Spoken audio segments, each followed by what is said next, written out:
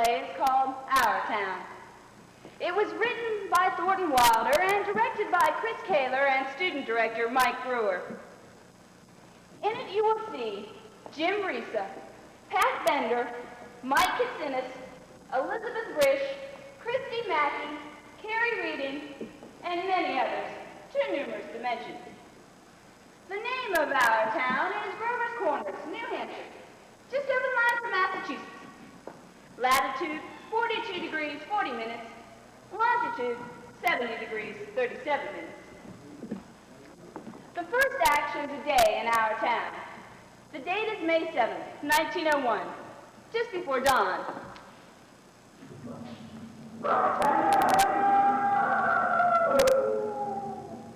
Yeah, just about. The sky is beginning to show some streaks of light over the east there, Sagamore Mountain.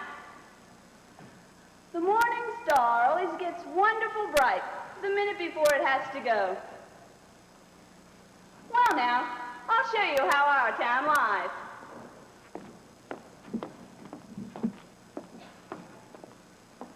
Up here is Main Street. Cutting across it over there on the left is the railroad track. Across the track is Polish Town.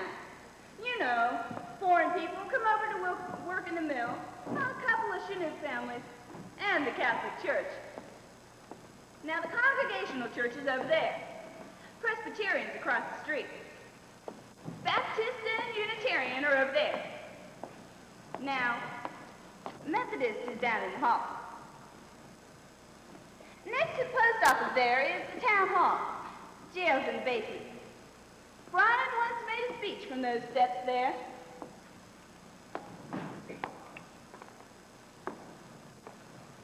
Along Main Street, there's a row of stores. Hitching posts and horse blocks in front of them. First automobile is going to come along in about, 5 years. It belonged to Becky Cartwright, our town's richest citizen. He lives up in the big white house up there on the hill. There's the drugstore and the grocery store. Most everybody in town manages to look into those stores at least once a day. This is our doctor's house. Doc Gibbs. This is the back door. Now, here's a couple of trellises, for those that feel they have to have scenery. This is Mrs. Gibbs' garden. Corn, peas, beans, hollyhocks, heliotrope, and a lot of burdock. Those days, our newspapers came out twice a week. The Grover's Corners Sentinel. And this is Editor Webb's house. And this is Mrs. Webb's garden. Now, it's just like Mrs. Gibbs, only it's got a lot of sunflowers, too. Right here is a big butternut tree.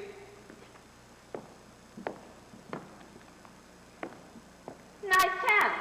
You know what I mean? Nobody very remarkable's ever come out of it, so far as we know. The earliest dates on the tombstones up there in the cemetery say 1670. They're Grovers and Cartwrights and Gibbses and Herseys. Same names as around here now. Well, as I said, it's early morning. The only lights on in town are in a cottage over by the tracks, where a Polish mother's just had twins. And in the Joel Crow house, where Joe Jr.'s getting ready to deliver the morning paper. And in the depot, where Shorty Hawkins is getting ready to flag the 5:45 for Boston.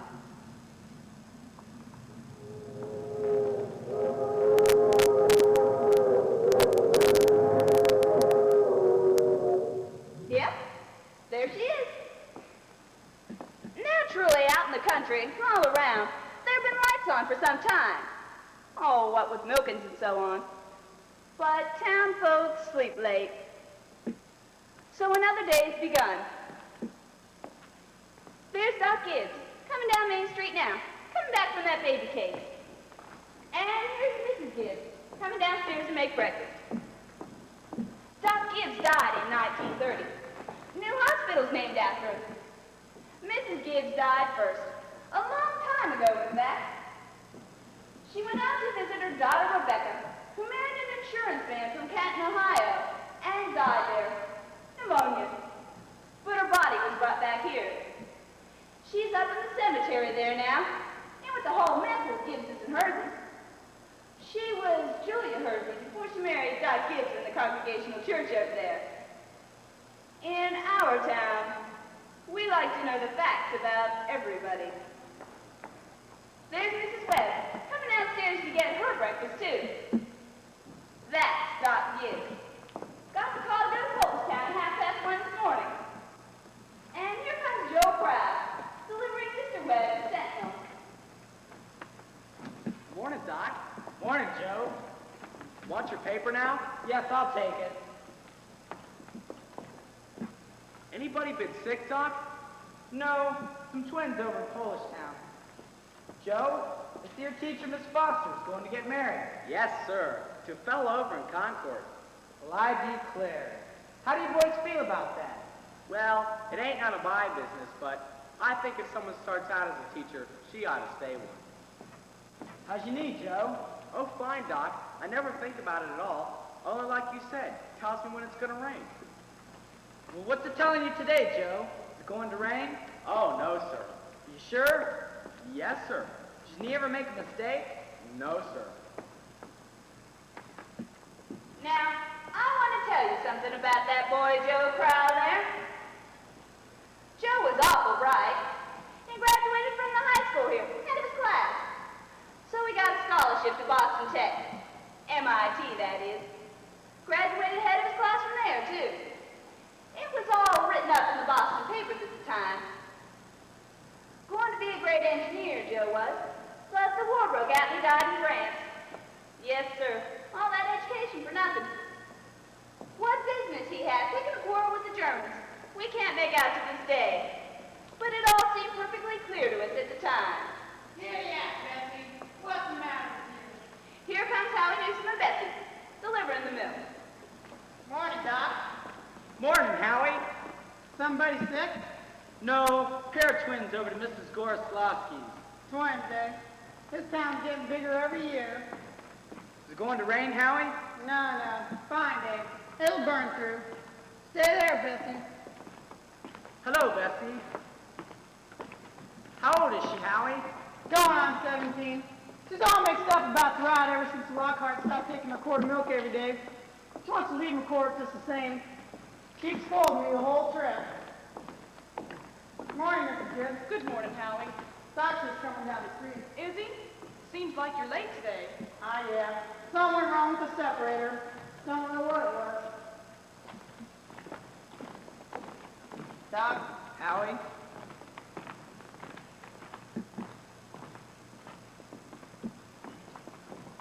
Everything all right, Frank? Yes, I declare. Easy as kittens. Bacon will be ready in a minute. Sit down and drink your coffee. You can catch a couple hours sleep this morning, can't you? Yes, Mrs. Wentworth's coming at 11, though. Guess I know what it's about, too. Her stomach ain't what it ought to be. All told, you won't get more than 3 hours sleep. I declare, Frank, I don't know what's to become of you. I do wish you could go away someplace and take a rest. I think it'd do you good. Emily, time to get up. Wally, 7 o'clock. I declare, you've got to speak to George. Seems like something's come over him lately. Why, he's no help to me at all. I can't even get him to help cut me some wood. Well, is he sassy to you? No, he just whines. All he thinks about is that baseball. George, Rebecca, time to get up. George! George, look sharp. Yes, Paul? Don't you hear your mother calling you? Wally, you'll be late for school. Well, Julia, guess I'll go upstairs and take 40 winks.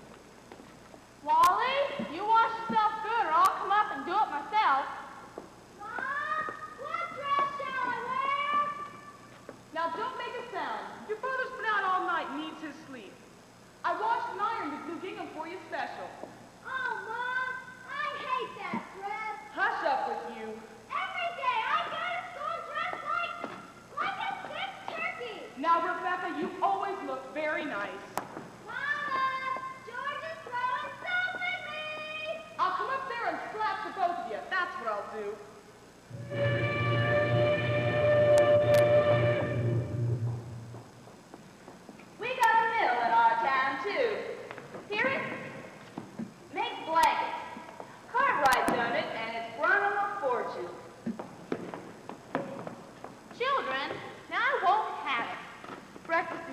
good as any other meal, and I won't have any garbage like wool. It'll stunt your growth, that's a fact. Wally, put away that book. Oh, Ma, by 10 o'clock, I gotta know all about Canada. You know the rules as well as I do. No books at table. Why, ask me, I'd rather have my children healthy than bright. Well, I'm both, Mama. You know I am. I'm the brightest girl in school for my age, and I have a wonderful memory. Eat your breakfast. I'll speak to your father about it when he's rested. Seems to me 25 cents a week's enough for a boy of your age. I declare I don't know how you spend it all. Ah, Ma, I have a lot of things to buy. Strawberry phosphate, that's what you spend it on. I don't see how Rebecca comes to have so much money. She has more than $1. I've been saving it up gradually. Well, dear, I think it's a good thing to spend some every now and then. Mama, you know what I love most in the world? Do you? Money. Eat your breakfast. There's the first bell. I gotta go.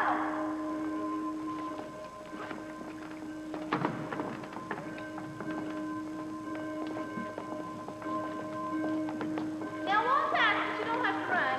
Wally, tuck your shirt in. Tell Miss Foster I send her my best congratulations. Can you remember that? Yes, Mom. You look real nice, Rebecca. Pick up your feet.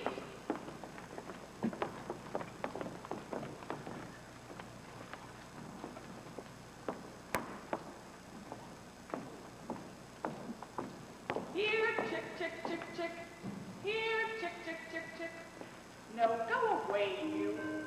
Here, chick, chick. What's the matter with you? Fight, fight, fight. That's all you do. Where'd you come from? You don't belong to me. Now, don't be scared. Nobody's going to hurt you. Good morning, Myrtle. How's your cold? Well, I still get that tickling feeling in my throat. Told Charles I didn't know, so I'd get a choir rehearsal tonight. Have you tried singing over your voice? Yes, but somehow I can't do that and stay on key. While I'm resting myself, thought I'd string some of these beans here for the winter. Let me help you. Beans have been good this year. Yeah, I decided to put up 40 chords if it kills me. Children say they hate them, but I know that it'll get them down all winter. Now, Myrtle, I've just got to tell you something, because if I don't tell somebody, I'll first. Why, Julia Gibbs. Myrtle, did one of those second-hand furniture men from Boston call on you last Friday? No. Well, he called on me. First, I thought he was a patient, wanting to see Dr. Gibbs. And he wormed his way into my parlor, and Myrtle Webb, he offered me $350 for Grandmother Wentworth's highboy, as I'm sitting here. Why, Julia Gibbs. He did? Why, that old thing. It was so big, I didn't know where to put it. And I almost gave it to Cousin Hester Wilcox. Well, you're going to take it, aren't you? I don't know. You don't know. $350? What has come over you? Well, if I could get the doctor to take the money and go away on a trip, I'd sell it like that. You know, Myrtle, it's been the dream of my life to see Paris, France. Oh, I don't know. It sounds silly, I suppose. But for years I've been promising myself that if we ever had the chance. How's the doctor feel about it? Well, I told him if I got a legacy, that's the way I put it, I'd make him take me. What did he say? You know him. I haven't heard a serious word from him since I've known him. No, he said, it might make him discontented with Grover's Corners to go traipsing about all over Europe. Better let well enough alone, he says. Every 2 years he makes his trip to the battlefield of the Civil War, and that's enough treat for anyone, he says. Well, Mr. Webb admires the way Doc Gibbs knows everything about the Civil War. Mr. Webb's a good man to give up Napoleon and move up to the Civil War. Only Dr. Gibbs, one of the greatest experts in the country, just makes him despair. It's a fact. Dr. Gibbs is never so happy as when he's at Antietam or Gettysburg. The times I've walked over those hills, Myrtle, stopping at every bush and pacing it all out like we was gonna buy it. Well, if that second-hand furniture man is really serious about buying it, Julia, you sell it. And then you'll get to see Paris all right. Just keep dropping hints from time to time. That's how I got to see the Atlantic Ocean, you know. Oh, I'm sorry I mentioned it. Only it seems to me that once in your life before you die, you ought to see a place where they don't talk in English and don't even want to.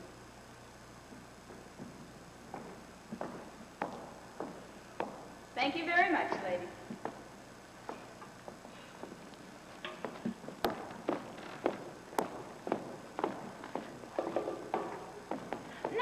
skip a few hours. But before we do that, we want a little more information about our town. Kind of a scientific account, you might say. So I've asked Professor Willard of our state university to sketch in a few details of our past history here. Professor Willard, may I introduce Professor Willard of our state university? Just a few brief notes. Thank you, Professor. Unfortunately, our time is limited. Grover's Corners. Let me see. Grover's Corners lies on the old Pliocene granite of the Appalachian Range. It's some of the oldest land in the world, I may say. We're very proud of that here. Which is the Mesozoic shale. But these are comparatively new, perhaps 200 or 300 million years. Some highly interesting fossils have been found. I may say, unique fossils.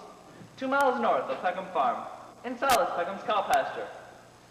These may be seen in the museum at the university at any time. That is, at any reasonable time. Shall I read some of Professor Gruber's notes on the meteorological situation, mean precipitation, etc.? Afraid we won't have time for that, Professor. We might have a few words on the history of man here. You know. Oh, anthropological data. Yes. Early Amerindian stock, Cotahatchee tribes. No evidence before the 10th century of this era. Now entirely disappeared. Oh, possible traces in 3 families. Migration in early part of the 17th century of English brachiocephalic blue-eyed stock. Since then, some Slav and Mediterranean. And the population, Professor Willard. Within the town limits, 2,640. Just a moment, Professor. Oh yes. The population at the moment is 2,642. The postal district brings in 507 more, making a total of 3,149. Mortality, birth rates, constant. By McPherson's gauge, 6.032. Thank you very much, Professor. I'm sure we're all very much obliged to you. Not at all, ma'am. Not at all.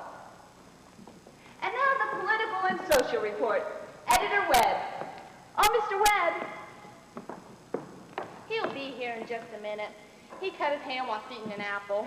Thank you, Mrs. Webb. Charles, everybody's waiting.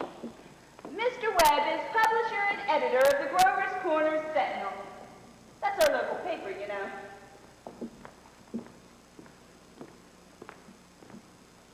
Well, I don't have to tell you that we're run here by Board of Selectmen. All males vote at the age of 21, women vote indirect. We're lower middle class, sprinkling of professional men, 10% illiterate laborers. Politically, we're 86% Republican, 6% Democrat, 4% Socialist, rest indifferent. Religiously, we're 85% Protestants, 12% Catholics, rest indifferent. Have you any comments, Mr. Webb? Very ordinary town, if you ask me.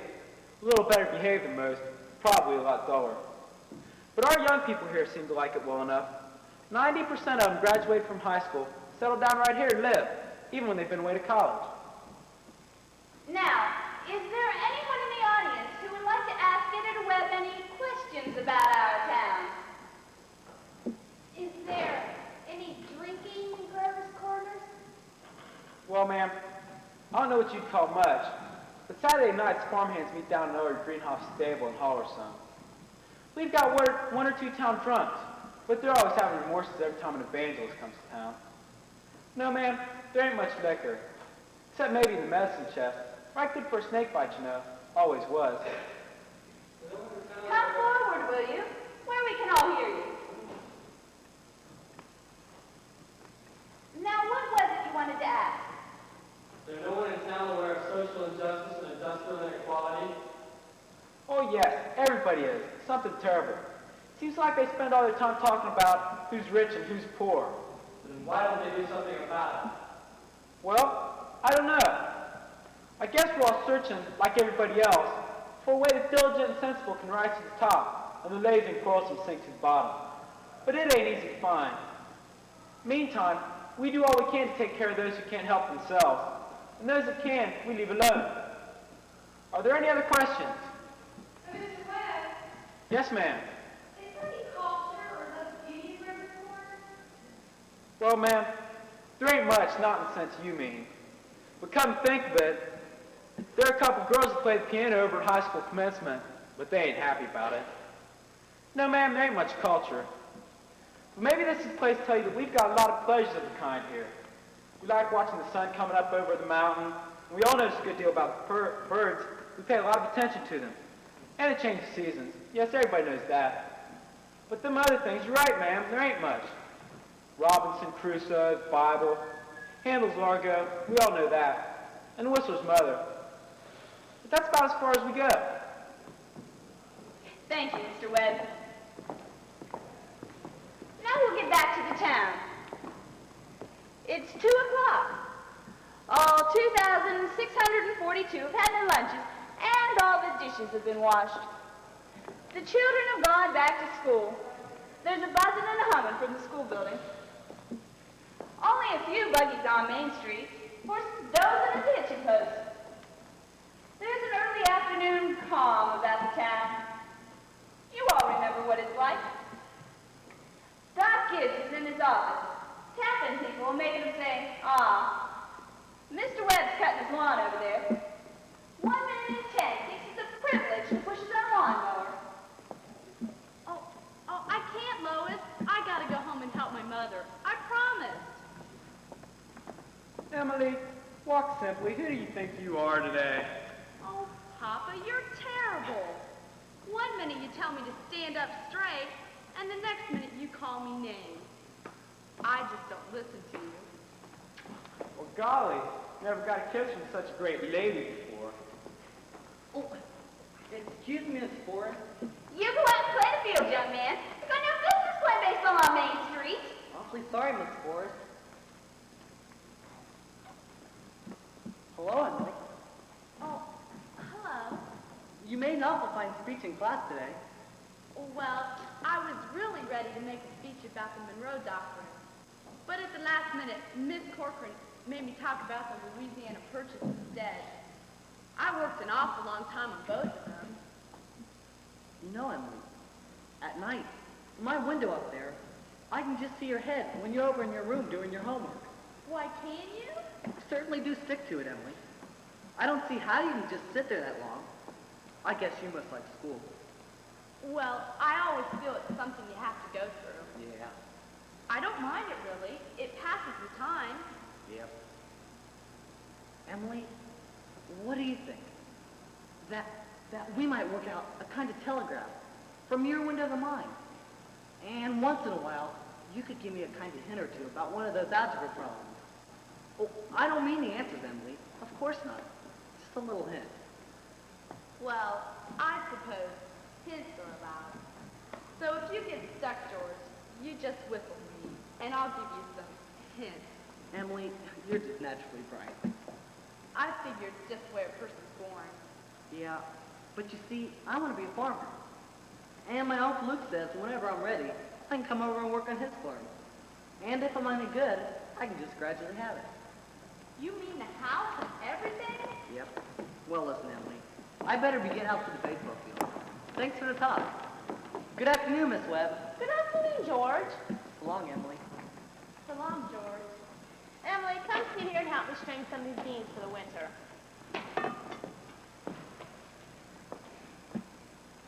Well, George Gibbs himself had a real conversation, didn't he? Why, he's growing up. How old would George be? Oh, I don't know. Let's see. He must be almost 16. Mama, I made a speech in class today, and I was very good. You must recite it to your father at supper. What was it about? The Louisiana Purchase. Why, it was like silk off a spool. I'm going to make speeches all my life. Mama, are these beans the right size? Try and get them a little bigger, if you can, dear. Mama, will you answer me a question? Serious? Seriously, dear, not serious. Seriously. Will you? Of course I will. Mama, am I good looking? Yes, of course you are. Both my children got good features. Why, I'd be ashamed if they hadn't. Oh, Mama, that's not what I mean. What I mean is, am I pretty? I've already told you yes. That's enough of that. You have a nice, young, pretty face. I've never heard of such foolishness. Oh, Mama, you never tell us the truth about anything. I am telling you the truth. Mama, were you pretty? Why, yes, I was, if I do say it. Why, I was the prettiest girl in town next to Mamie Cartwright. But, Mama, you've got to say something about me. Am I pretty enough to get anybody? I mean, to get people interested in me? Emily, you make me tired. Now stop it. You're pretty enough for all normal purposes. Come along now and bring that bowl with you. Oh, Mama, you're no help at all.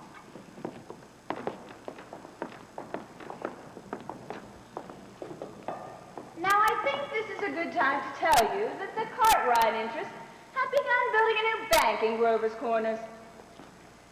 Had to go to Vermont for the marble, sorry to say.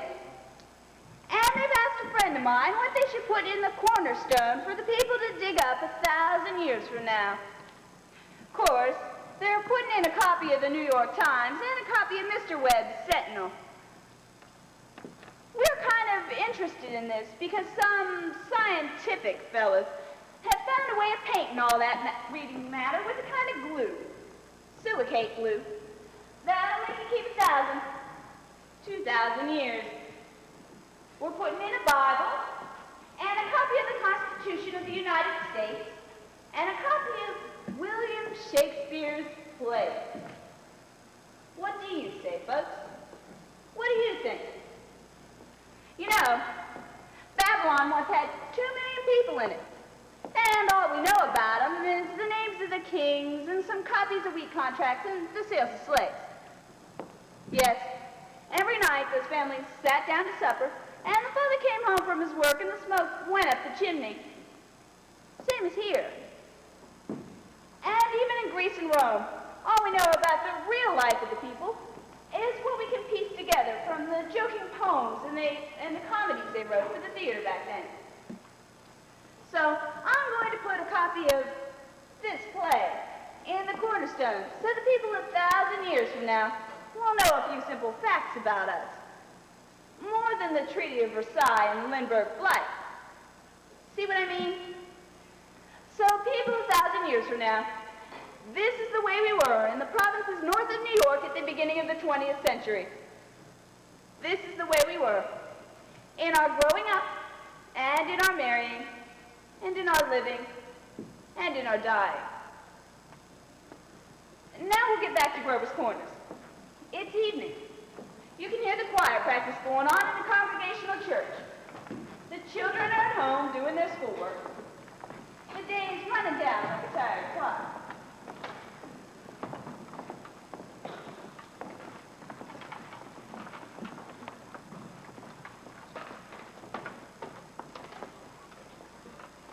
All right, now we'll try it again. And remember, ladies, music came into the world to give pleasure. Now try it again.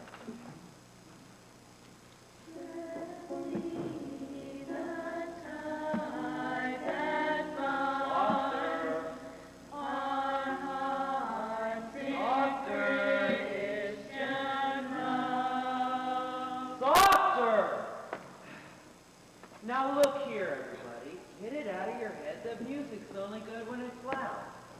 You leave loudness to the Methodists. You couldn't beat them even if you wanted to. Now, again, sopranos. Must be the tide has gone. Hello. I can't work at all. The moonlight's so terrible. Emily, did you get the third problem? Which? The third. Why, yes, George. That's the easiest of them all. I don't see it. Could you give me a hint? Well, I'll tell you one thing. The answer's in yards. In yards? I don't get it. In square yards. Square yards? Yes, George, don't you see? Yeah.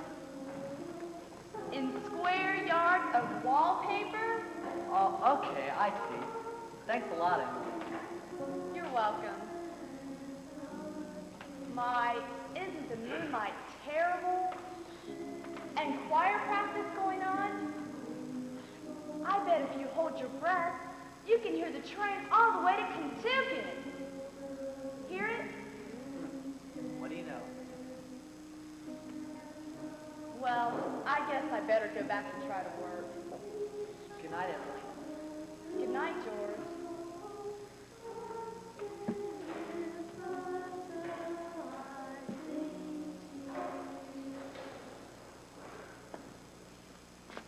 That's better, but it still ain't no miracle. Before I forget it, how many of you will be able to come in Tuesday afternoon and sing for Fred Hersey's wedding? Now, show your hands. That'll be fine. That'll be right nice. Once again now, art thou weary? Art thou languid? It's a question, ladies. Let's make it talk. George, can you come down here a minute? Oh, yes, Paul. And remember Sunday, just take the second verse real soft like and sort of die out at the end. Are you ready? Make yourself comfortable, George. I'll only keep you a minute. George, how old are you? Me? I'm 16, Paul. Almost 17. What do you plan on doing after you're out of high school? Well, you know, Paul. I want to be a farmer on Uncle Luke's farm. You'll be willing, will ya? To get up early and milk and feed your stock? You'll be able to hoe and hay all day long? Sure I will, Paul. Well, what do you mean? Well, George, while I was in my office today, I heard a funny sound. What do you think that sound was? It was your mother chopping wood. There you see your mother getting up early and washing and ironing and cooking the meals all day long. And still, she has to go out in the backyard and chop wood. Suppose she just got tired of asking you to do it. She thought it'd be easier if she went out and did it herself. Well, I can see all I had to do was bring your attention to it. Here's a handkerchief. Thanks, Paul. George, I've decided to raise your spending money 25 cents a week. Not, of course, for chopping wood for your mother, because that's sort of a present you give her, but because you're getting older. And I imagine there are lots of things you must find to do with it. Thanks, Paul. Tomorrow's payday. You can count on it. Probably Rebecca will feel she ought to have some more, too. I wonder what could be keeping your mother. Choir practice never was as late as this before. It's only 8:30, Paul. I don't know why your mother's in that choir anyways. She hasn't got any more voice than an old crow. And her traipsing around these streets at this hour of night. It's about time you retire, don't you think? Yes, Paul.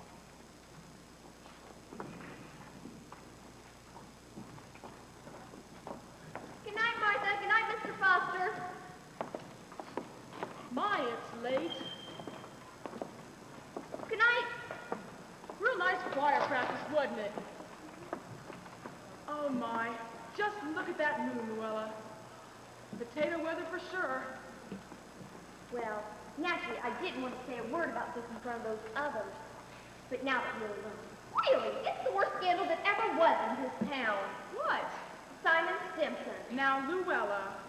But Julia, to have the organist of the church drink and drunk year after year. Luella. Julia, you know he was drunk tonight. Now, Luella, we all know about Mr. Stimson. And we all know the troubles he's been through. And if Dr. Ferguson keeps him there on his job, then the only thing the rest of us can do is just not to notice it. Not to notice it, but it's getting worse. No, it's not. It just isn't getting any better. Well, can you get home safe, Luella? Oh, it's as bright as day. I can see Mr. Stone scowling at those windows now. He'd think we've been to a dance the way the men folk carry on. Well, good night, Julia. Good night, Luella. I'll see you on Sunday. See you then.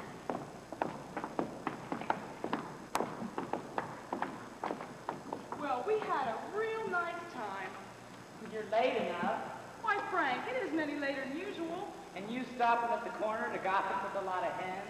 Now, don't be grouchy. Come out and smell my heliotrope in the moonlight. Come on.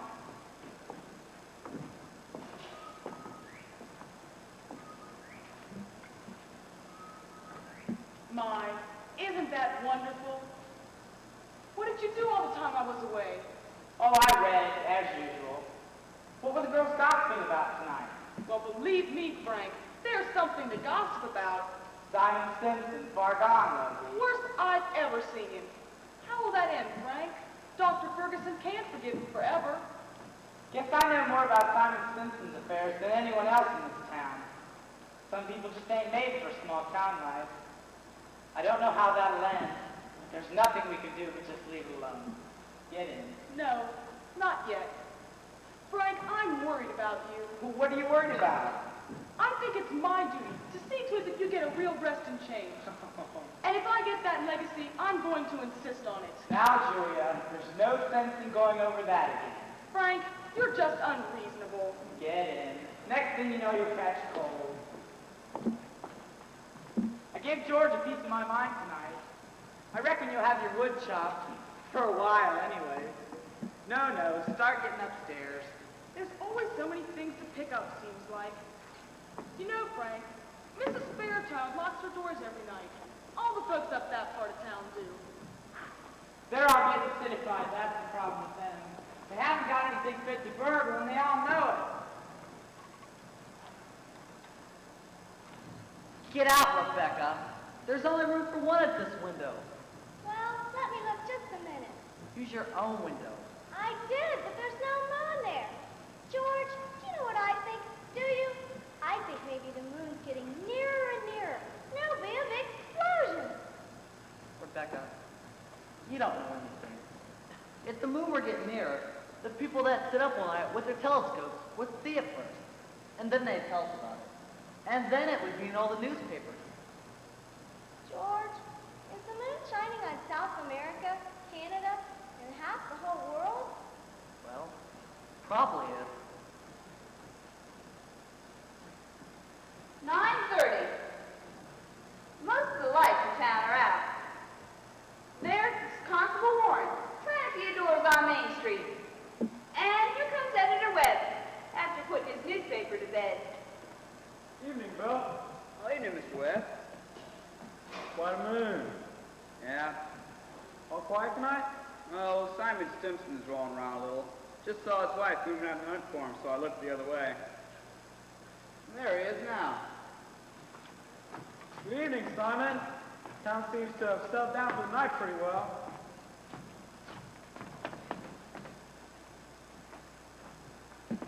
Good evening. Yep, town settled down for the night, Simon. Guess you better do the same. You walk a long ways, will you?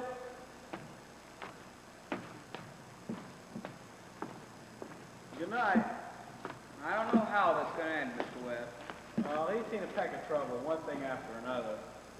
Oh, Bill, if you see my boy smoking cigarettes, give him a word, will you? Thanks a lot of you, Bill. Oh, I don't think he smokes no cigarettes, Mr. Webb. Leastways, not more than 2 or 3 cigarettes a year. Well, I hope not. Good night, Bill. Good night, Mr. Webb. Who's that up there? Is that you, Myrtle? No, Papa, it's me. Emily, why aren't you in bed? I don't know. I just can't sleep yet. The moonlight's so wonderful.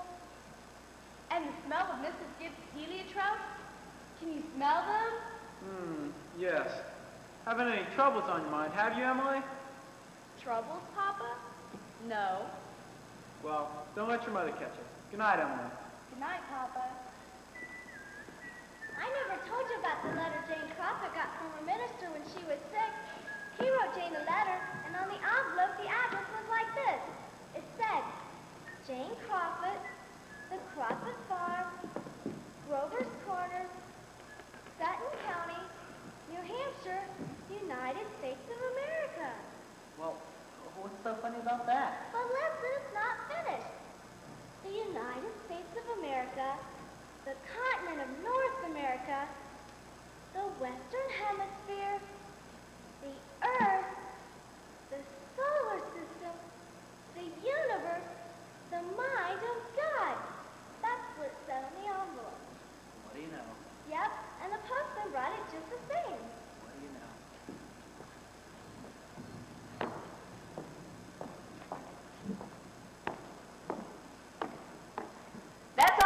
back, friends.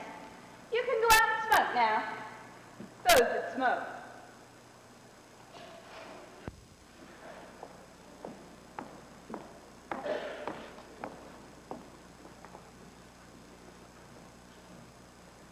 Years have gone by. The sun's come up over 1,000 times. Summers and winters have cracked the mountains a bit more, and the rain's brought down some of the dirt. Some babies that weren't even born before have begun talking regular sentences already. And a number of people who thought they were right young and spry have noticed they can't bound up a flight of steps quite like they used to, without their hearts fluttering a little. All that can happen in 1,000 days. Nature's been pushing and contriving in other ways, too. A number of young people fell in love and got married. Yes, the mountain got bit away a few more fractions of an inch. Millions of gallons of water have passed by the mill, and here and there, a new home was set up under a roof. Most everybody in the world gets married. You know what I mean? In our town, there aren't hardly any exceptions. Most everybody climbs into their graves married. The first act is called the daily life. This act is called love and marriage. So, it's 3 years later. It's 1904. It's July 7th, just after high school commencement. That's the time most of our young people jump up and get married. Soon as they pass their last examinations in solid geometry and Cicero's oration, seems like they suddenly feel themselves fit to get married. It's early morning again.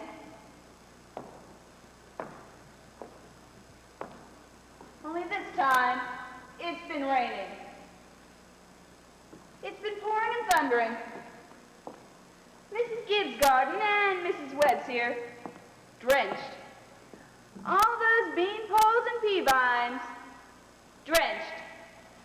Oh, yesterday, along Main Street, the rain looked just like curtains being blown along.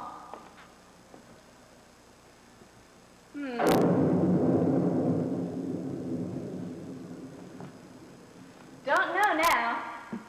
May begin again any minute.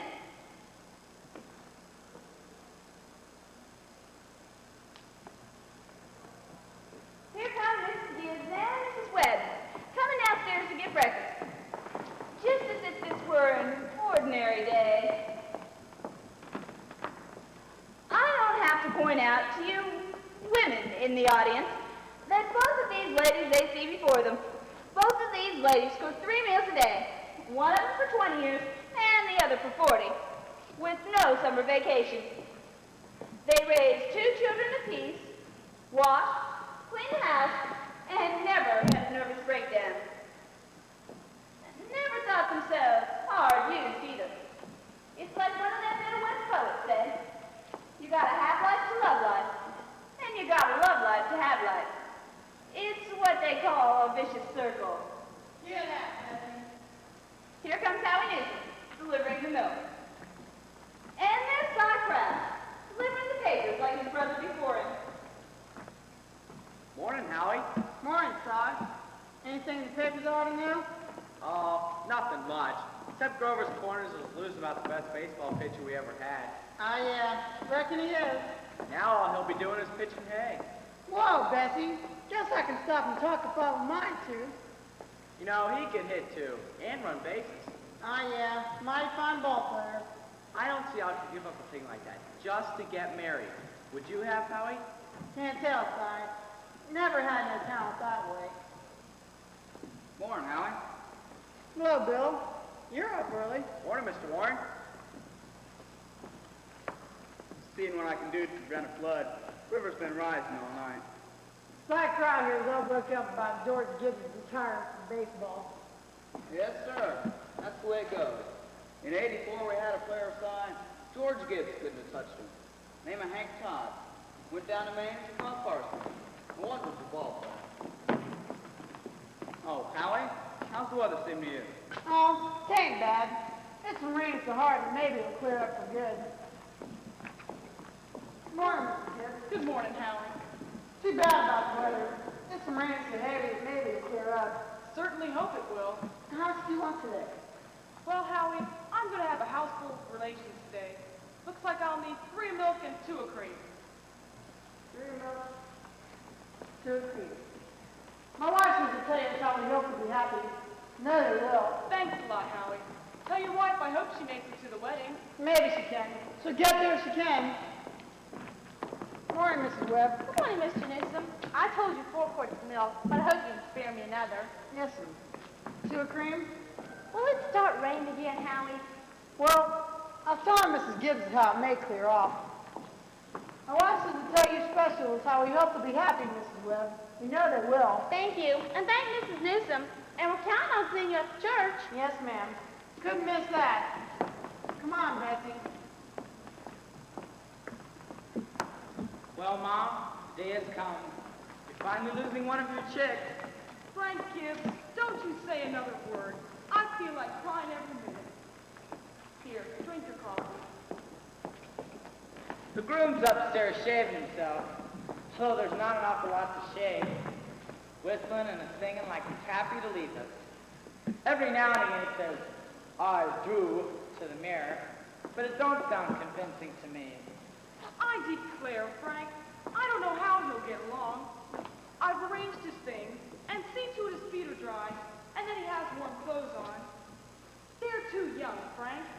Emily won't think of such things. He'll catch a death of cold within the week. I remember my wedding morning, Julia. Now, don't start that, Frank Gibbs. I was the scaredest young fellow in the state of New Hampshire. I thought I made a mistake for sure. When I saw you coming down that aisle, I thought you were the prettiest girl I'd ever seen. The only problem was, I'd never seen you before. There I was in the Congregational Church, marrying a total stranger. And how do you think I felt? Frank, weddings are perfectly awful things. Farces, that's what they are. Here, I made you something. By Julia Hersley, French toast. Tain't hard to make, and I had to do something. How'd you sleep last night, Julia? Well, I heard a lot of the hours struck off. Yeah, I get a shock every time I think of George setting out to be a family man, that great genuine thing. I tell you, Julia, there's nothing so terrifying in the world as the son. The relation of father and son is the damnedest, awkwardest... Well, mother and daughter's no picnic, let me tell you. They'll have a lot of troubles, I suppose. But that's none of our business. Everyone has a right to their own troubles. Yeah, people are meant to live 2 by 2 in this world. Tain't natural to be lonesome. Julia, do you know what one of the things I was scared of when I married you? Oh, go along with you. I was afraid we wouldn't have conversation more than last us a few weeks. I thought we'd run out and eat our meals in silence. That's a fact. Well, you and I have been conversing for more than 20 years without any noticeable bearing spell. Good weather, bad weather. Tain't very choice, but I always find something to say. Have you heard Rebecca stirring around upstairs? No. Only day of the year Rebecca hasn't been managing everybody else's business up there. She's hiding in her room. I got the idea she's crying. Lord's sake, this has got to stop. Rebecca, come and get your breakfast.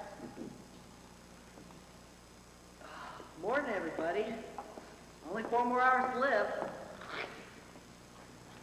George Gibbs, where do you think you're going? Just stepping across the grass to see my girl. You put on your galoshes. It's raining torrents. Ma, it's just a step. You'll catch your death of cold and cough all through the service. George, do as your mother tells you. From tomorrow on, you can kill yourself in all weather. But while you're in my house, you'll live wisely, thank you. Perhaps Mrs. Webb isn't used to callers at 7 in the morning. Here, take a cup of coffee first. Be back in a minute.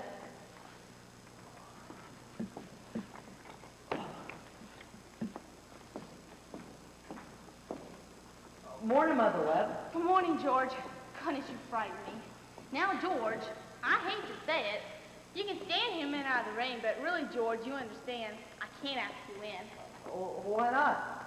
Why, George, you know as well as I do, the groom can't see his bride on his wedding day, not until he sees her in church first. That's just a superstition. Good morning, Mr. Webb. Morning, George. You don't believe in that superstition, do you? Well, there's a lot of common sense in superstitions, my boy.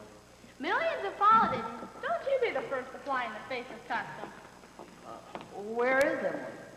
She's asleep. I haven't heard her around. Emily's asleep? And no wonder. We're up to all hours sewing and packing. Now, George, I'll tell you what I'll do. You sit down here a minute with Mr. Webb and drink this cup of coffee. And I'll run upstairs and see Emily don't come down and surprise you. There's some donuts, too. Now, don't be long about it.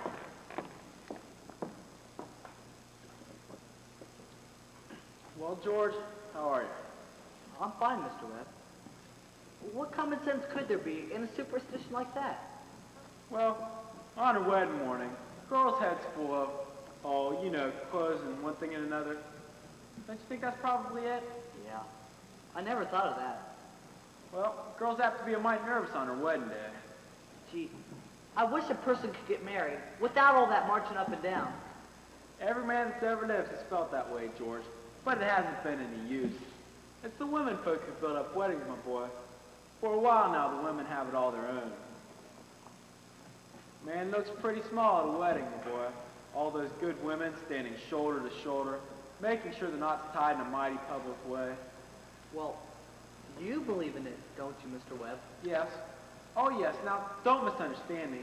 Marriage is a wonderful thing. A wonderful thing. And don't you forget that. No, sir. Mr. Webb, how old were you when you got married? Well, you see, I'd been away to college, and I'd taken some time to get settled. But Mrs. Webb, she wasn't much older than what Emily is. Oh, age hasn't got much to do with it, compared with other things. What were you going to say, Mr. Webb? I don't know. Was I going to say something?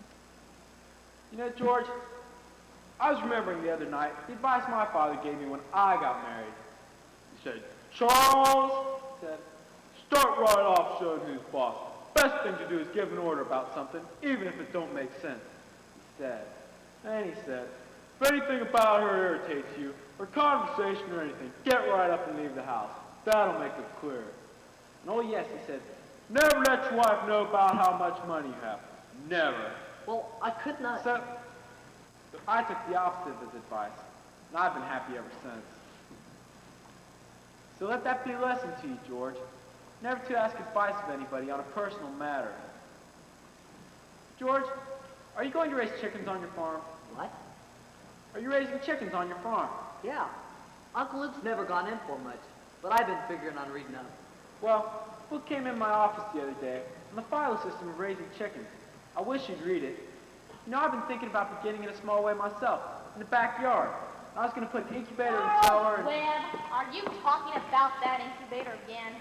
I thought you two be talking about things worthwhile. Well, Myrtle, if you think you can give the boy some good advice, I'll go upstairs. George, Emily's got to come down now to eat her breakfast. She sends you her love, but she doesn't want to lay her eyes on you. Goodbye. Bye. Well, Myrtle, guess you didn't know about that older superstition. What do you mean, Charles? Well, ever since the caveman, no bridegroom should see his father-in-law on the day of the wedding or near it. Now remember that. Thank you, Mr. and Mrs. Webb. Now I have to interrupt here again. You see, we want to know how all this began. This wedding, this plan to spend a lifetime together. I'm awfully interested in how big things like that begin. You know how it is. You're 21 or 22 and you make some decisions. Then whoosh, you're 70. You've been a lawyer for 50 years, and that white-haired lady by your side has eaten over 50,000 meals with you. How do such things begin? George and Emily are going to show you now the conversation they had when they first knew that, as the saying goes, they were meant for one another. But before they do that, I want you to try and remember what it was like when you were very young. And particularly the days when you were first in love. You're like a person sleepwalking.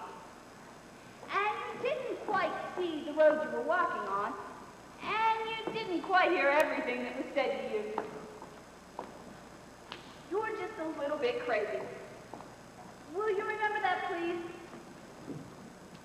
Well, they should be coming out of the high school now at 3 o'clock. George has just been elected president of the senior class, and as Mrs. June, that means he'll be president of the senior class all next year. And Emily's just been elected secretary and treasurer. Yep, there they are, coming down Main Street now. I can't, Louise. I gotta go home. Goodbye. Oh, Ernestine! Ernestine! Can you come over tonight and do Latin? Isn't that Cicero the worst thing? Well, we'll tell your mother you have to. Goodbye. Oh, goodbye, Helen. Goodbye, Fred. Emily, can I carry your books home for you? Well, thank you. It isn't far. Excuse me a minute, will you, Emily? Say, Bob, if I'm a little late, start practice. And get Herb from Long Highland. Goodbye, Lizzie. Oh, goodbye. I'm awfully glad you're elected too, Emily. Thank you. Emily, why are you so mad at me? I'm not mad at you. You've been treating me so funny lately. Well, since you asked me, I might as well say it right out. George. Oh, goodbye, Miss Corcoran. Bye. Well, what is it? I don't like the whole change that's come over you in the last year. I'm sorry if that hurt your feelings, but I've just got to tell the truth and shame the devil.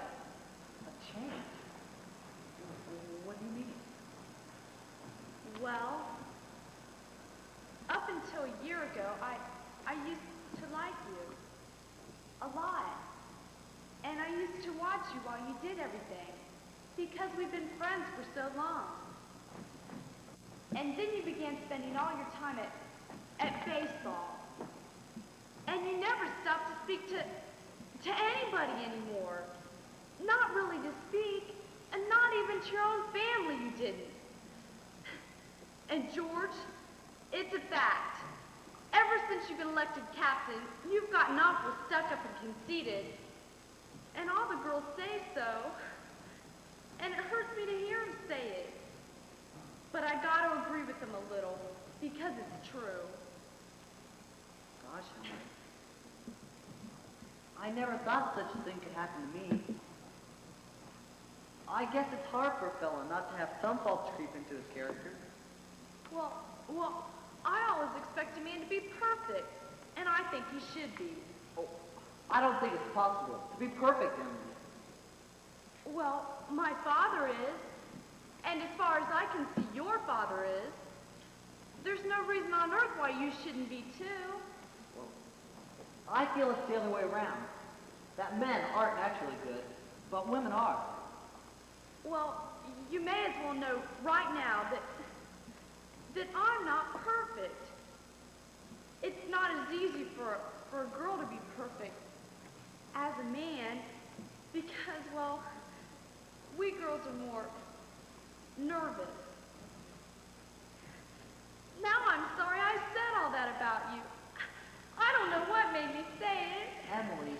And now I can see it's not the truth at all.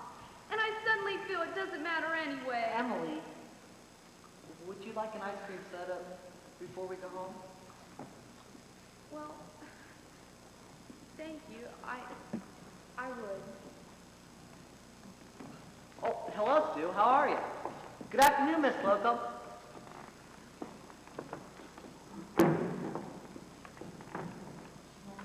Hello, George. Hello, Emily. What do you have? Why, Emily, what have you been crying about? She got enough to scare Mr. Morgan. That hardware store wagon almost ran her over. Everybody says Tom Huckins drives like a crazy man.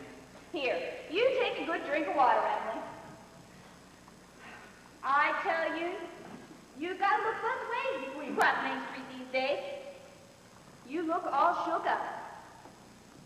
Here you go. What do you have? I'll have a strawberry phosphate, Mr. Morgan. No, have an ice cream soda with me. Well, 2 strawberry ice cream sodas, Mr. Morgan.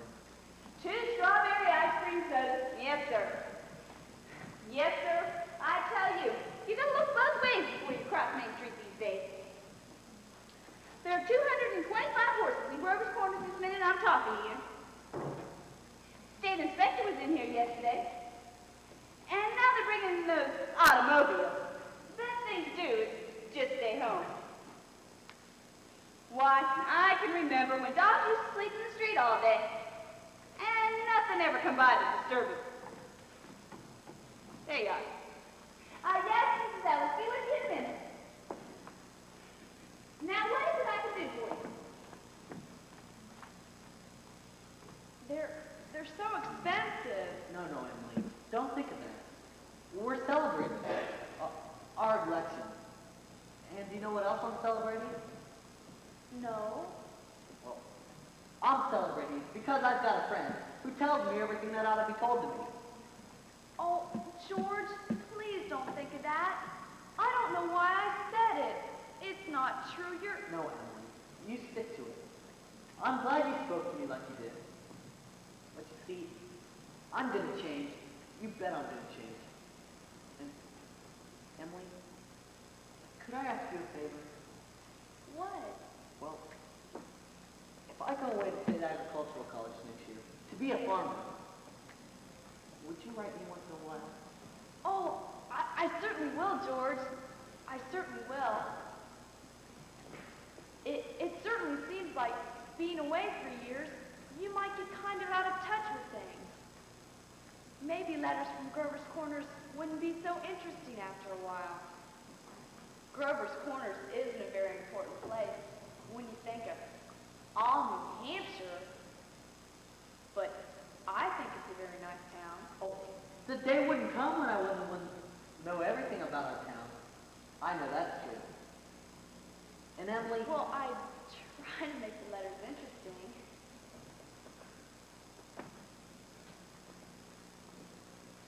Emily, you know, whenever I see a farmer, I ask him if he thinks it's important to go away to college to be a good farmer. Why, George? Yeah, and some of them say it's even a waste of time. You can get all that stuff anyway. The pamphlets the government sends out. And Uncle Lip's getting old. He's about ready for me to start taking over the farm tomorrow, if I could. My. And like you said, being gone all that time, in other places, and meeting other people, gosh, if anything like that could happen, I don't want to go away. I bet new people aren't any better than the old ones. I bet they almost never are. But George, maybe it's very important for you to go and learn all that about cattle judging and soils and things. Of course, I don't know. Emily, I'm going to make up my mind right now. I won't go. I'll tell Paul about it tonight. Why, George, I don't see why you have to decide right now. It's a whole year away. Emily, I'm going to tell you why I'm not going to go to college next year. I think once you found a person that you're very fond of, I mean, a person who's fond of you too, and who likes you well enough to be interested in your character, well, I think that's just as important as college, and even more so. Oh, well, I think that's very important too, George.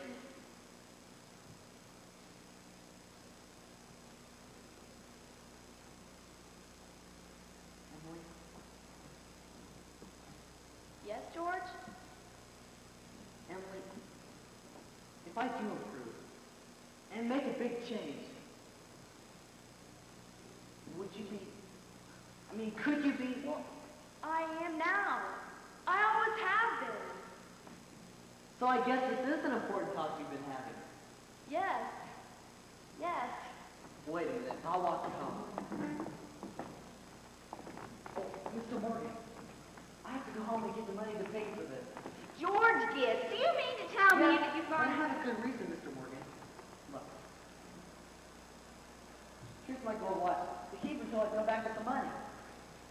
Keep your watch, George. I'll trust you. I'll be back in 5 minutes. I'll trust you 10 years, George. Not a day over. Gone all over your shock, Emily. Oh, yes, thank you, Mr. Morgan. It was nothing. I'm ready. Well, now we'll get on to the wedding. There are a lot of things to be said about a wedding. There are a lot of thoughts that go on during a wedding.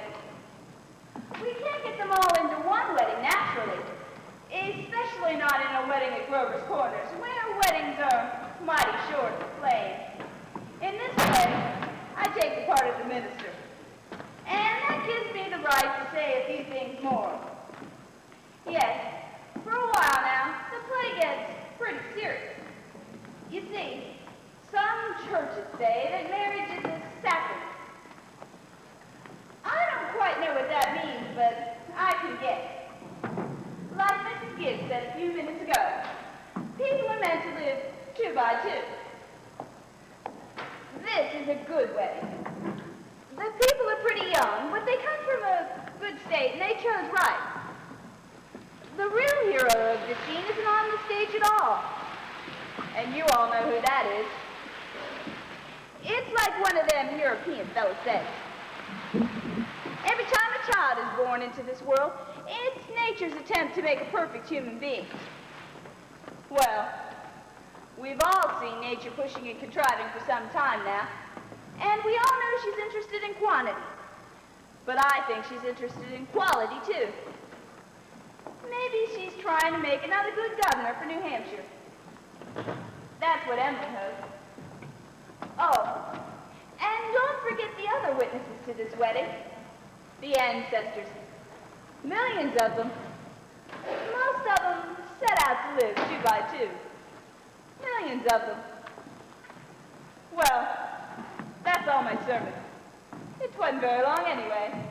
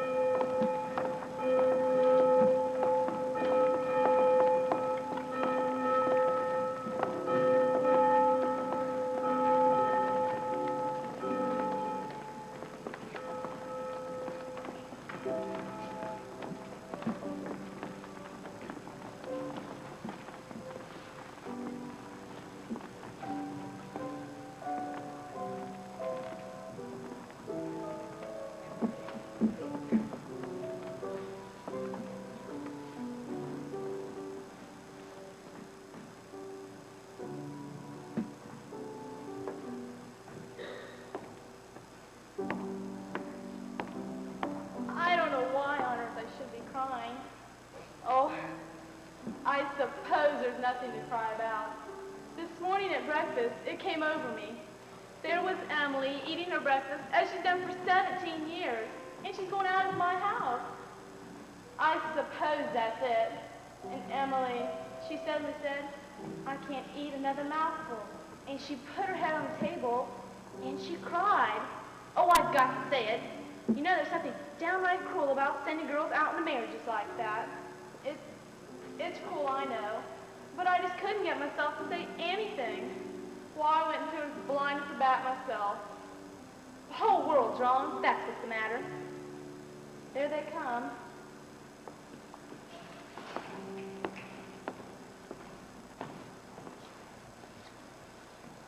Hey, George. Hey, Mary, George. Hey, go get her, George. User, you don't Come have on, George, go get her. That's enough of that.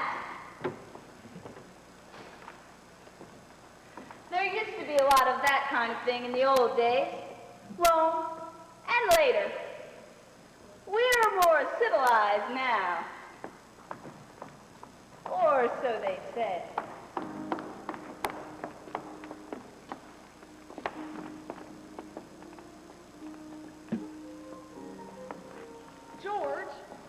George? George, what's the matter? Mom, I don't want to get married. Why is everyone pushing me so? But George, you wanted it. No, Mom, listen. No, George, you're a man. Mom, listen! For the last time, I ask you. All I want to do is be a fella. Now, George, stop it. Well, I'm ashamed of you. If anyone should hear you. Where's Emily? George, you gave me such a turn. Come on, Mom. We gotta get ready for this. Now, Mom, cheer up. Why, Mom, you look so funny. Why are you crying? Come on, we gotta get ready for this.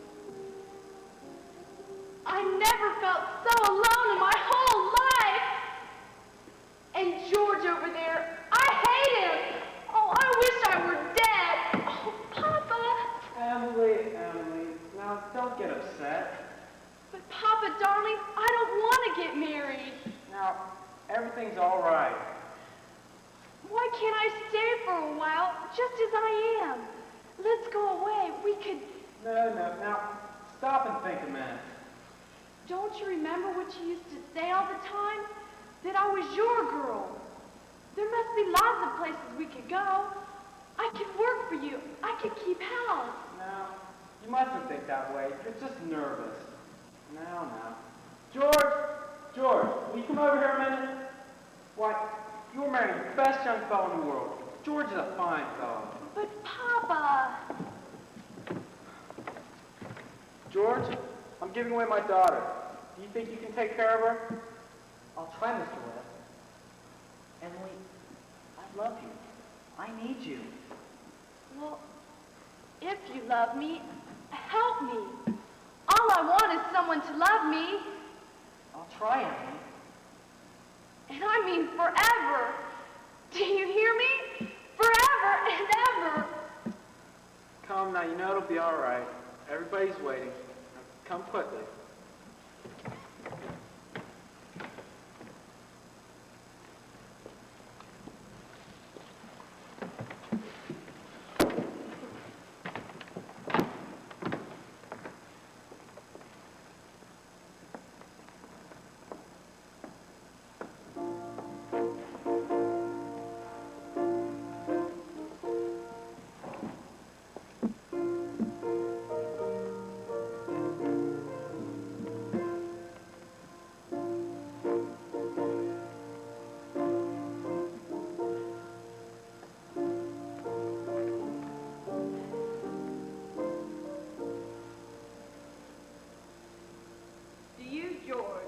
Take this woman, Emily.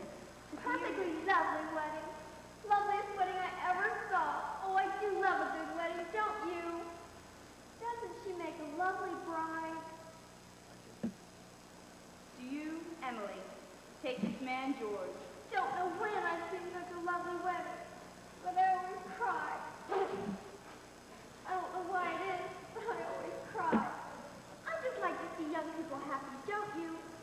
Oh, I think it's lovely. I do. The ring?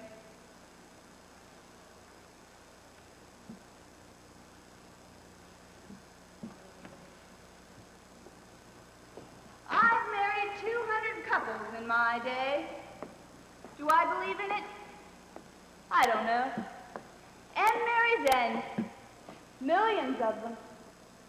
The cottage, the go-kart, the Sunday afternoon drive in the Ford, the first rheumatism, the grandchildren, the second rheumatism, the deathbed, the reading of the will. Once in 1,000 times, it's interesting.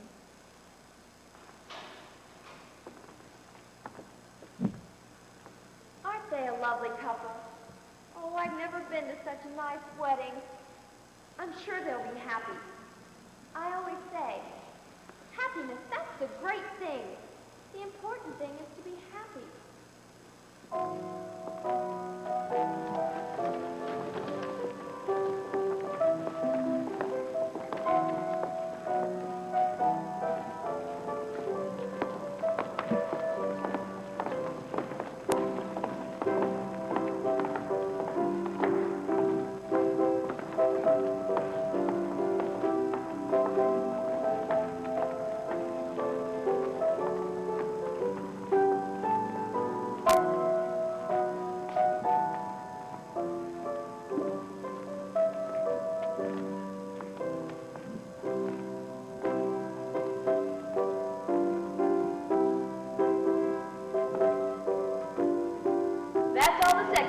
friends.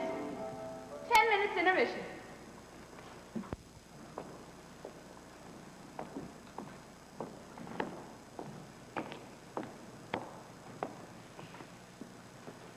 This time, 9 years have gone by, friends. Summer, 1913. Gradual changes in Grover's Corners. Horses are getting rarer. Farmers coming into town now in Fords. Everybody locks their house doors now at night. Ain't been any burglars in town yet, but everybody's heard about them. This is certainly an important part of Grover's Corners. It's on a hilltop, a windy hilltop. Lots of sky, lots of clouds, often lots of sun and moon and stars. You come up here on a fine day and you can see range on range of hills. Awful blue they are, up there by Lake Sunapee and Lake Winnipesaukee. And if you go way up, you can see the White Mountains and Mount Washington, where North Conway and Conway is. And, of course, our favorite mountain, Mount Monadnocks, right here. And all around it lie these towns, Jaffrey and North Jaffrey and Peterborough and Dublin, and there, quite a ways down, is Grover's Corners. Yes, beautiful spot up here. Mountain laurel and lilac.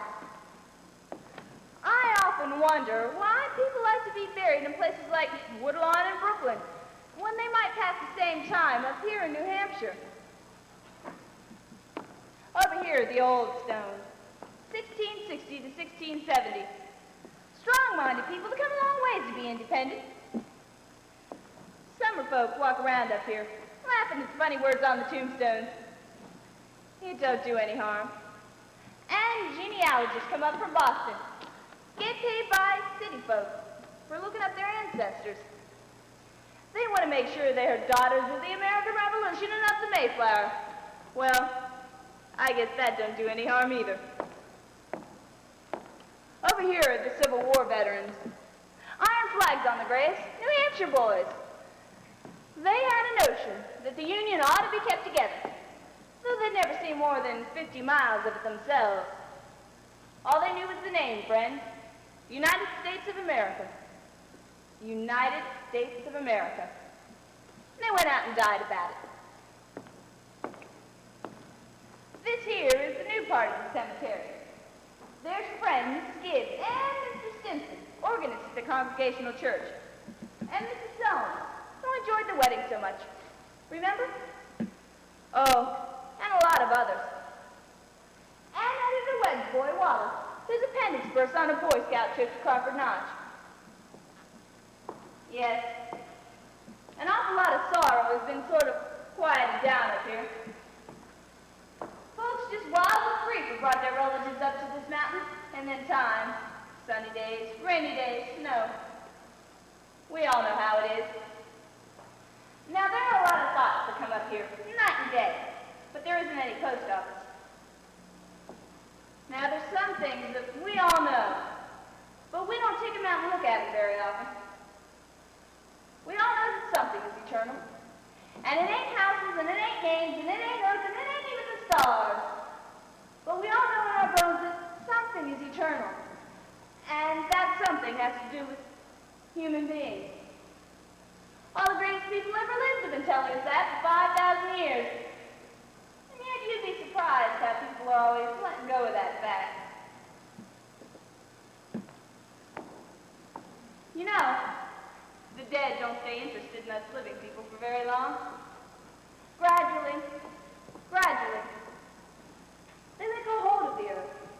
And the ambitions they had, and the pleasures they had, and the things they suffered, and the people they loved. They get weaned away from the earth. That's the way I put it. Weaned away. They sit here while the earth part of them burns away, burns out. And they slowly get indifferent to what's going on in Grover's Corners. They're waiting. Waiting for something they feel is coming. Something important and great. Aren't they waiting for the eternal part of them to come out? Clear? Now, some of the things they're going to say, maybe it'll hurt your feelings, but that's the way it is. Mother and daughter, husband and wife, enemy and enemy, money and miser. All those terribly important things kind of go pale around here. And what's left? What's left when memory's gone and your identity? Well, here are some living people. There's Joe Stoddard, our undertaker, supervising a new-made grave. And here comes Sam Craig, a Grover's Corners boy who left town to go out west.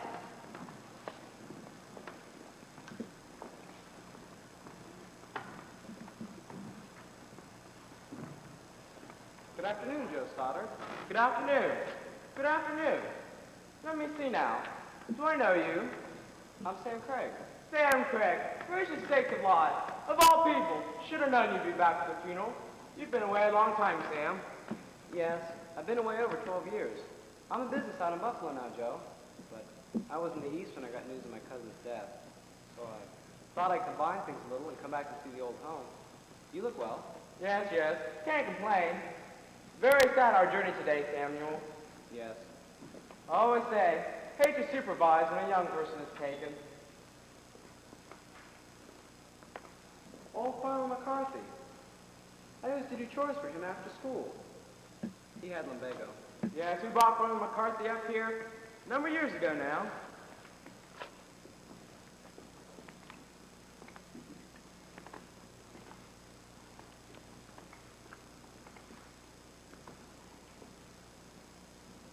My Aunt Julia. I'd forgotten that she...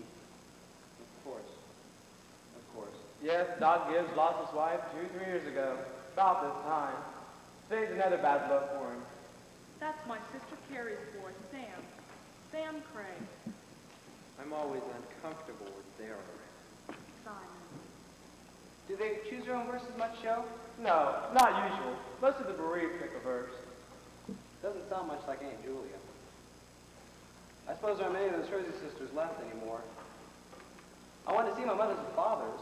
They're over there with the Craig. Avenue left. He was a church organist, wasn't he? Used to say he drank a lot. No one's supposed to know about it. Being a peck of trouble. Chose his own epitaph there. You can see it. It's not exactly a verse. What is it? It's just some notes of music. Oh, I wouldn't know. It was written up in the Boston papers at the time. Joe, how did she die of? Who? My cousin. Oh, didn't you know? She had some trouble bringing a child in the world. Was her second, though. She has a son about 4. And the grave's going to be here? Yes, there ain't much more room over there among the Gibbses. So we'll open up a whole new Gibbs section, over here by Avenue B. You'll excuse me now. I see they're coming.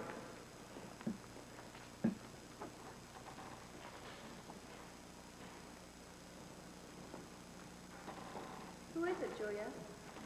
My daughter-in-law, Emily Webb. Well, I declare. The road up here must have been awful muddy. What'd she die of, Julia? In childbirth. Childbirth. I'd forgotten all about that. My, wasn't life awful? And wonderful. Wonderful, wonderful. Now, Simon, remember. I remember Emily's wedding. Perfectly lovely wedding. And I remember her reading class poem at graduation exercises. Emily was one of the brightest girls ever graduated from high school. I've heard Principal Wilkins say so time after time. I called them to their new farm just before I died. Perfectly beautiful farm. From the same old leader song. Yeah, right smart farm. I always liked that tune. I was hoping they'd sing it now.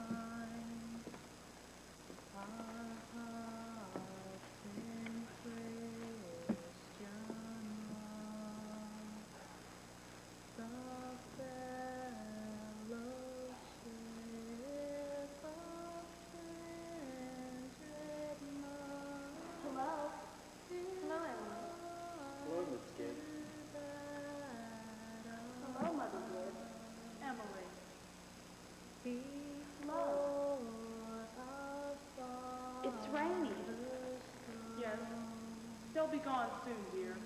Just rest yourself. Oh, it seems thousands and thousands of years since Papa remembered that was my favorite hymn. Oh, I wish I'd been here for a long time. I don't like being new here. How do you do, Mr. Simpson? How do you do, Emily? Mother Gibbs, George and I have made the farm into just the best place you ever saw. We thought of you all the time. We wanted to show you the new barn and a great long cement drinking fountain for the stock. We bought that out of the money you left us. I did? Yes, Mother Gibbs. Don't you remember? The legacy you left us. Why, it was over $350. Yes, Emily. Well, there's a patent device on this drinking fountain so that it never overflows. And it never sinks below a certain mark they have there. It's fine. It won't be the same to George without me. But it's a lovely farm. Live people don't understand, do they? No, dear. Not very much. They're sort of shut up in little boxes, aren't they? I feel as though I knew them last 1,000 years ago.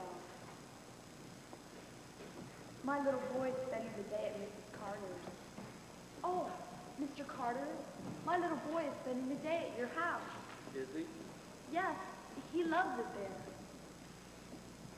Mother Gibbs, we have a Ford, too. Never gives any trouble. I don't drive, though. Mother Gibbs, when does this feeling go away? Of being one of them? How long does it... Shh, dear. Just wait and be patient. I know. Look, they're finished. They're going. Look, Father Gibbs is bringing some of my flowers to you. Oh, he looks just like George, doesn't he? I never realized before how troubled and how in the dark live persons really are. Look at him. I loved him so. From morning till night, that's all they are. Just troubled. A little cooler than it was. That rain's cooled off a little. Those northeast winds always do the same thing, don't they? If it ain't rain, then it's a 3-day wind. But Mother Gibbs, one can go back. One can go back there and live all those days over again. Why, I feel it. I know it. Why, just then for a moment, I was thinking about the farm. And for a moment, I was there. And my baby was on my lap as plain as day. Yes, of course you can. I can go and live all those days over again? Why not? All I can say is, Emily, don't. But it's true, isn't it? I can go and live back there again? Yes, some have tried, but they soon come back here. Don't do it, Emily. Emily, don't. It's not what you think it would be. But I wouldn't live over a sad day. I'd choose a happy one. I'd choose the day I first knew I loved George. Oh, no. No. Why should that be painful? You not only live it, but you watch yourself living it. Yes? And as you watch it, you see the things that they, down there, never know. You know what's going to happen afterwards. But is that painful? Why? That's not the only reason why you shouldn't do it, Emily. When you've been here longer, you'll see that. Our job here is to forget all that. and think only of what is ahead, and be ready for what is ahead. When you've been here longer, you'll understand. But Mother Gibbs, how could I ever forget that life? It's all I know. It's all I had. Oh, Emily, it isn't life. Really, it isn't. But it's a thing I must know for myself. I'll choose a happy day anyway. No. At least choose an unimportant day. Choose the least important day of your life. It will be important enough. Then it can't be since I was married, or since the baby was born. I can choose a birthday at least, can't I? I'd choose my 12th birthday. All right. It's February 11th, 1899, a Tuesday. Do you want any special time of day? Oh, I want the whole day. We'll begin at dawn. You remember it had been snowing out for several days, but it had stopped the night before and they'd begun clearing the roads. The sun's coming up. Why, there's Main Street. And there's Mr. Morgan's drugstore before he changed it. Oh, and there's the livery stable. Yes, this is 1899. This is 14 years ago. Oh, that's the town I knew as a little girl. Look, there's the old white fence that used to be around our house. Oh, I'd forgotten that. I love it so. Are they inside? Yes. Your mother will be coming downstairs in a few minutes to make breakfast. Will she? And you remember, your father had been away for a couple of days. He came back on the early morning train. No. He went out to his college to make a speech in Western New York, at Clinton. Oh, look, there's Howie Newsom. And there's our policeman. But he's dead.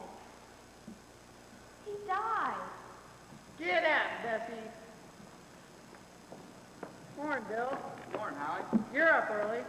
Yeah, I've been risking a party. Darn near frozen. That's down by Polish Town there. Got drunk and lay out in the snow trip. Morning, Miss. Morning. Thought he was in bed when I shook him. Morning, Joe. Children, Wally, Emily, time to get up. Mama, I'm here. Oh, how young Mama looks. I didn't know Mama was ever that young. You can come and dress by the kitchen fire if you like, but hurry. Good morning, Mr. Newsom. Morning, Miss Webb. Ooh, it's cold. Yep. Come below by my barn, Miss Webb. Think of it. Keep yourself wrapped up. Yep. Come on, Bessie.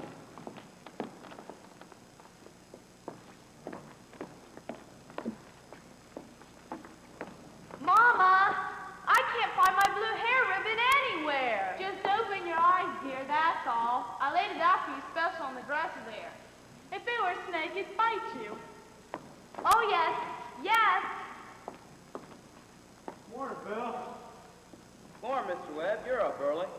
Yep, just been back to my old college in New York State. Been any trouble here? Oh, I was called up this morning to rescue some Polish fella. Darn near froze to death he was. Well, we must get it in paper. Want much?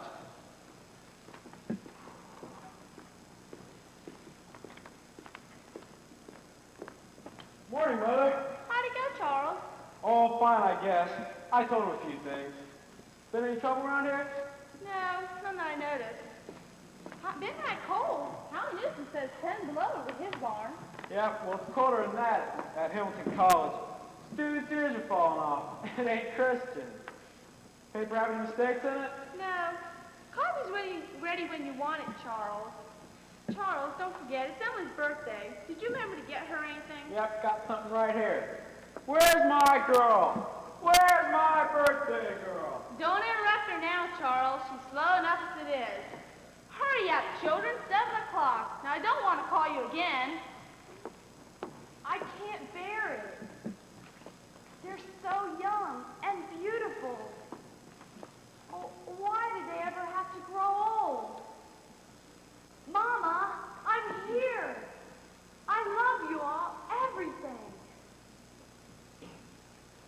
can't look at everything hard enough. Can I go in?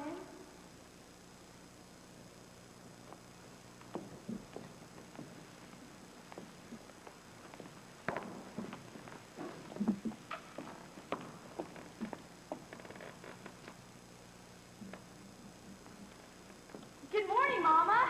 Well, now, dear, a very happy birthday to Margot and many happy returns. There are surprises waiting for you on the kitchen table. Oh, Mama, you shouldn't have. But birthday or no birthday, I want you to eat your breakfast good and slow. I want you to grow up to be a good, strong girl. That's the blue paper's from your Aunt Carrie, and I reckon you can guess who brought the postcard album. George Gibbs. Must have come over to Cole pretty early. Right nice of him. Oh, George. I'd forgotten that. Oh. Chew that bacon good and slow. It'll help keep you warm on a cold day. Oh, Mama. Just look at me 1 minute as though you really saw me. Mama, 14 years have gone by. I'm dead. You're her grandmother, Mama. I married George Gibbs, Mama. Wally's dead, too. Mama! His appendix burst on a camping trip to Crawford Lodge. We felt just terrible about it. Don't you remember? But just for a moment now, Mama, we're all together. Mama, just for a moment, let's be happy. Let's look at one another. That in the yellow paper something I found in the attic among your grandmother's things. You're old enough to wear it now, and I thought you'd like it. Oh, and this is from you? Why, Mama, it's just lovely. And it's just what I wanted. It's beautiful. Well, now, I hope you like it. Hand it all over. You and Nora couldn't find one in Concord, so I sent all the way to Boston. Wally has something for you, too. He made it manual training class and was very proud of it. Be sure you make a big fuss about it. Your father has something for you, too. Don't know what it is myself. Shh, here he comes now. Where's my girl? Where's my birthday girl?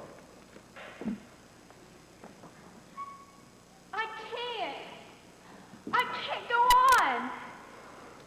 It goes so fast. We don't have time to look at one another. I never realized all that was going on. And we never noticed. Oh, take me back up the hill to my grave. But first, wait. One more look. Goodbye. Goodbye, world. Goodbye, Grover's Corners. Mama and Papa. Goodbye to clocks ticking and my butternut tree and Mama's sunflowers and food and coffee and new iron dresses and hot baths and sleeping and waking up. Oh, Earth, you're too wonderful for anyone to realize you. Do human beings ever realize life while they live it? Every minute? No. Saints and poets, maybe. They do some. I'm ready to go back.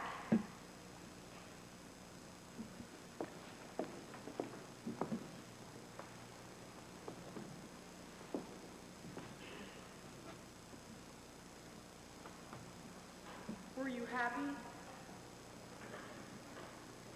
No. I should have listened to you.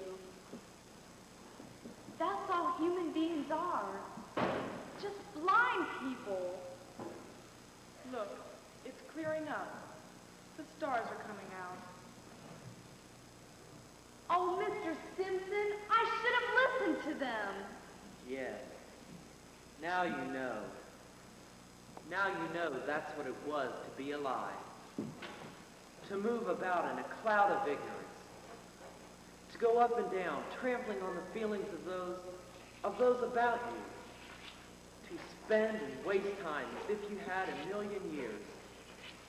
To be always at the mercy of one self-centered passion or another. Now you know. That's the happy existence you wanted to go back to. Ignorance and blindness. That ain't the whole truth, and you know it, Simon Stimson. Look at that star, Emily. I forget its name. My boy Joel was a sailor. Knew 'em all. He'd sit on the porch evenings and tell 'em all by name. Yes, sir. Wonderful. Stars are mighty good company. Yes, yes it is. There's one of them coming. That's funny. Ain't no time for him to be here. Goodness sake. Mother Gibbs? It's George!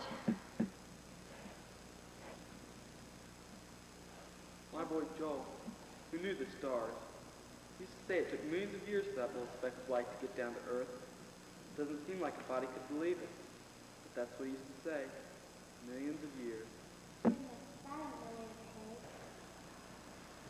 He ought to be home. Mother Gibbs? Yes, dear.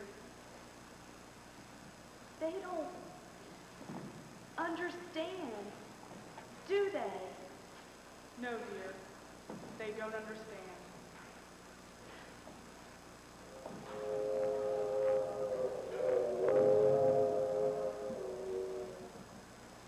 Most everybody's asleep in Grover's Corners. There are a few lights on. Shorty Hawkins down at the depot. Just watched the Albany train go by.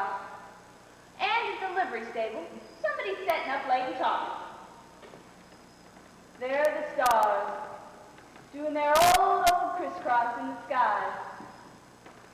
Scholars haven't settled the matter yet, but they seem to think that there are no living beings up there. Just chalk or fire. Only this one is straining away. Straining away every day in order to make something of itself. The strain's so great that every 16 hours, everybody has to lie down and take a rest.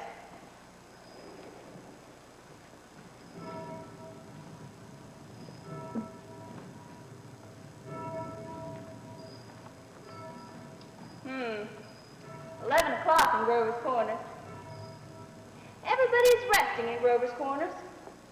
Tomorrow's going to be another day. Now, you get a good rest, too. Good night.